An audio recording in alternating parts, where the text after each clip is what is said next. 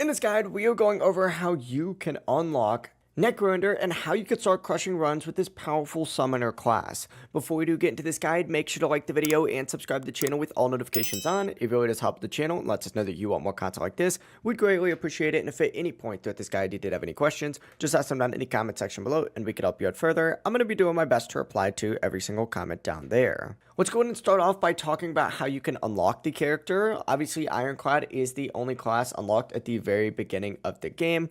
I'm currently in a run right now, but if I get into multiplayer and host a game, as you can see, the rest of them are going to be locked. But to unlock the others quickly, you simply need to start a run and then choose give up from the pause menu, and the game will still count that as completing a run. After you complete your first run, you'll get silent unlocks. So essentially just keep repeating the same process over and over until you unlock regen, and one more time until you get Necrobinder. Using this method, you can lock all the classes in just a few minutes, but he actually starts with 66 HP, which is a little bit lower than most characters, but the class itself makes up for it with the extremely strong summoning mechanics. Phylactery summons a skeletal hand minion at the start of combat, and this minion acts as a tank, soaking up damage and helping you control fights super early on. It becomes a lot stronger once you start using summon and resurrection cards such as abilities that bring minions back or increase their health and power. Another super important mechanic though is the stacking of Doom style debuffs, which will eventually build up on enemies and can trigger powerful effects once enough stacks are applied.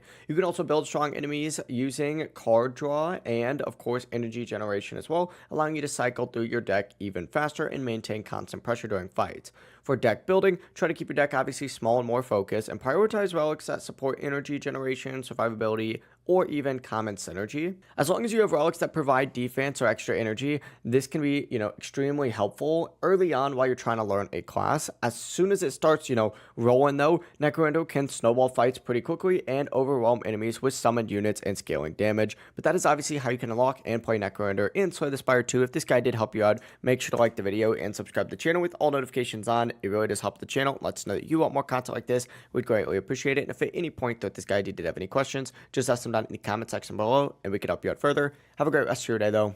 Peace.